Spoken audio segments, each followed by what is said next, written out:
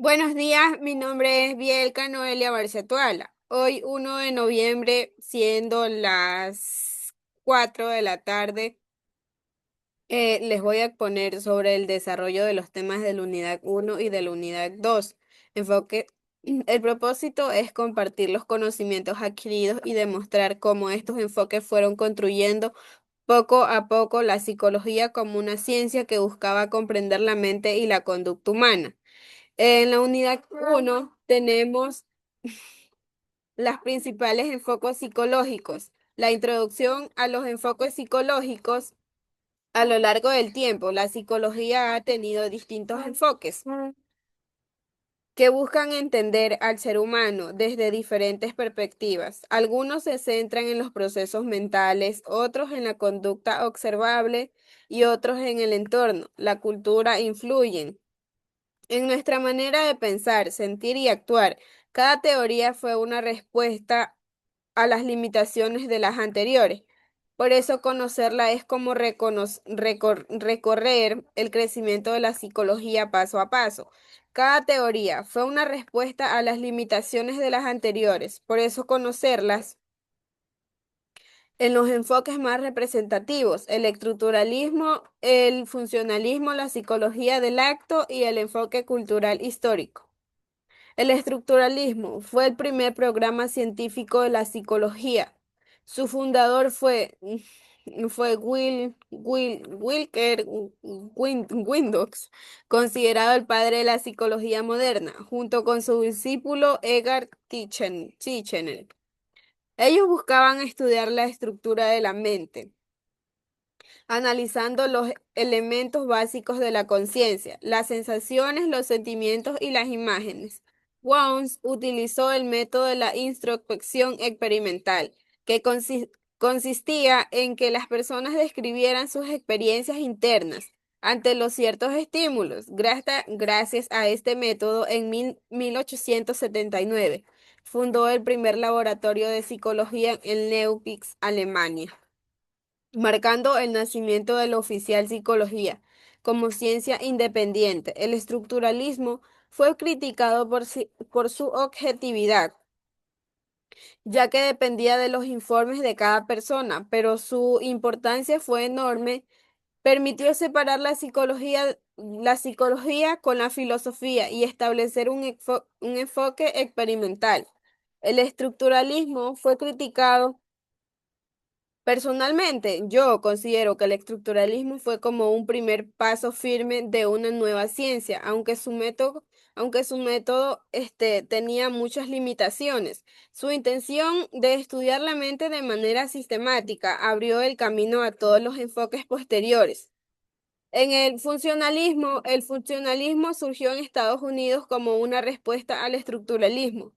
Mientras las estructuras querían saber qué hay en la mente, los funcionalismos se presentaban para qué servía la mente. Sus representantes fueron Will James, John Dewey y James Roll Angel. Este enfoque se basó en la idea de que la mente tiene una función adictiva, ya que nos ayuda a sobrevivir y relacionarnos con el entorno. Por eso inspiró a las redes de Charles Darwin, especialmente en la teoría de la evolución, para explicar con los procesos mentales nos permiten adaptarnos al medio. El funcionalismo impulsó la psicología aplicada, especialmente en la educación y en la psicología laboral clínica. Además, fue la base para el surgimiento del conductismo. El centrarse más en la utilidad de la conducta que en los contenidos de la mente. Lo que parece interesante del funcionalismo es que su mirada práctica, entender la mente, no solo saber cómo funciona, sino mejorar la vida humana a través de la adaptación y del aprendizaje. En la psicología del acto. La psicología del acto, propuesta por Frank Brentano, fue una crítica directa al estructuralismo. Brentano afirmaba que la mente no solo debía estudiarse por sus contenidos, sino por sus actos mentales, como percibir, redactar o imaginar. Su concepto central fue la intencionalidad, que significa que todo acto mental está dirigido hacia algo. Cuando pensamos o recordamos, siempre lo hacemos sobre un objeto o una idea. La mente no está vacía ni pasiva, no está vacía ni pasiva, sino activa y orientada. Esta perspectiva influyó en la fenología y en la psicología moderna, porque nos enseñó que pensar no es acumular ideas, sino dirigirse a la mente hacia los procesos. Esta teoría me hizo reflexionar en que nuestras mentes siempre buscaban sentido. No pensamos por pensar, sino porque utilizamos comprender, actuar sobre algo. En el enfoque histórico-cultural. El enfoque histórico-cultural desarrollado por Lev Wygotsky cambió completamente la manera de entender del ser humano. Kentucky planteó que la mente se formaba a través de la interacción social y la cultural. Esto significa que el aprendizaje y el pensamiento se construyen mediante la comunicación, el lenguaje y la elaboración de otros. Uno de los conceptos más importantes es la zona de desarrollo próximo, que es la distancia entre lo que una persona puede hacer sola y lo que puede hacer con ayuda. También hablo de las herramientas psicológicas, como el lenguaje, los signos y los símbolos que usamos para aprender. Wentoki defendía que el aprendizaje impulsaba el desarrollo, no solo al revés. Su teoría transformó la educación y sigue siendo aplicada en escuelas de todo el mundo. Yo pienso que esta teoría nos deja una gran enseñanza. Nadie aprende solo, aprendemos gracias a las interacciones, a los apoyos y a la cultura en la que vivimos.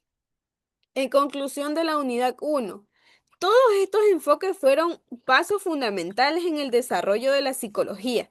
El estructuralismo nos enseñó a observar científicamente la mente. La psicología del acto destacó la intencionalidad de nuestros procesos mentales y el enfoque histórico-cultural. Unió el pensamiento con la sociedad y la educación. Cada aporte, cada uno de estos aportó algo esencial para entender que el ser humano es un ser activo, racional y profundamente social. Ahora voy a hablar de la unidad 2, el psicoanálisis y las teorías contemporáneas. En la introducción al psicoanálisis, el psicoanálisis fue fundado por Sigmund Freud, relacionó la manera de comprender la mente humana. Freud descubrió que la gran parte de nuestras acciones están influenciadas por el inconsciente, es decir, por pensamientos y deseos que no somos conscientes. Pero, ¿qué afecta nuestra conducta y emociones? Esta teoría nos marcó el nacimiento de la psicología profunda y cambió para siempre la manera de entender la personalidad de los conflictos internos.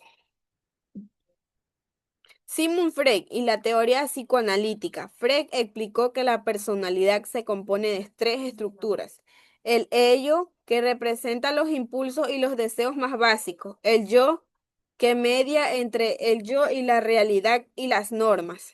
Además, desarrolló técnicas como la asociación libre, el análisis de los sueños y la interpretación del laxus.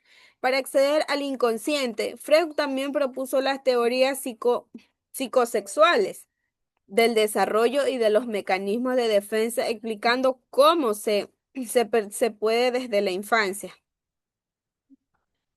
A mí me parece fascinante cómo Freud abrió un camino completamente nuevo, mirar dentro de la mente y entender que no siempre somos conscientes de que actuamos como lo hacemos. En las teorías psicodinámicas posteriores, después que Freud surgieron autores que lo siguieron, pero también lo reformularon. Carl Jung, con la psicología analítica, introdujo la idea del inconsciente colectivo y que los arquetipos, que son símbolos universales que compartimos todos los seres humanos. Alfred Adler creó la psicología individual, centrada en el sentimiento de la inferioridad y el afán de superación, destacando la importancia del interés social. Karen Horkey, desde una visión más cultural, habló de la ansiedad básica que surge cuando nos sentimos queridos o seguros. Y Eric Fromm desarrolló un psicoanálisis humanista, donde explicó que las personas buscaban amor, libertad y sentido, que la sociedad puede influir en nuestra salud mental. Estas teorías aplicaron la visión más cultural, habló de la ansiedad básica que surge cuando nos sentimos que buscamos amor, libertad y sentido que la sociedad puedan influir en nuestra salud mental. En las relaciones culturales, las psicologías y los valores humanos. En el conductismo, el conductismo fundado por John Ben Haxton cambió radicalmente la psicología al enfocarla en la conducta observable. Más adelante, Skinner explicó cómo las conductas pueden moldearse mediante refuerzos y castigos a través del condicionamismo operante. Y Albert Bandura completamente una visión con su teoría del aprendizaje social, mostrando que aprendemos observando e imitando modelos. El conductivismo hizo que la psicología se resolviera más objetiva y experimental, y sus principios se aplicaron hasta hoy en la educación y en la terapia.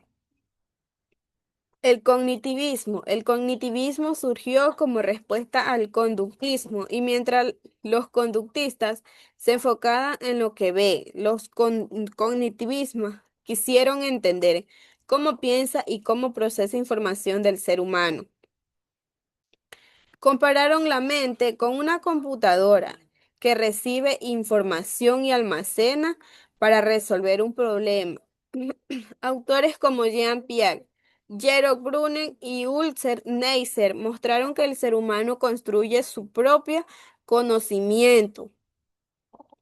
No solo se relaciona al ambiente, el cognitivismo devolvía la mente del centro del estudio psicológico y centró las bases de la psicología moderna en teorías del aprendizaje.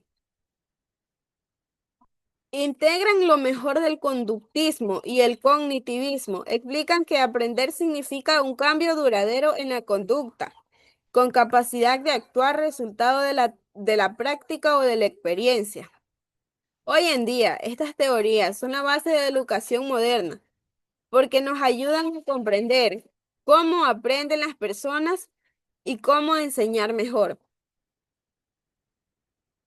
En la conclusión del psicoanálisis nos enseñó que el inconsciente influye en nuestras acciones. El conductivismo trajo la objetividad y el método experimental. El cognitivismo nos recordó la importancia de los procesos mentales y las teorías del aprendizaje. Unieron estas ideas mostrando que aprender es un proceso activo y continuo. En conjunto, todas estas teorías muestran que la psicología no es estadística, evoluciona constantemente para entender al ser humano desde diferentes perspectivas. Para final, puedo decir que tanto como la unidad 1 y la unidad 2 nos permite comprender cómo la psicología fue construyéndose poco a poco, integrando diversas versiones del ser humano. Aprender sobre estos enfoques me ayudó a reconocer que cada teoría con sus limitaciones y fortalezas ha aportado algo esencial para entender la mente, la conducta y la relación entre las personas y su entorno.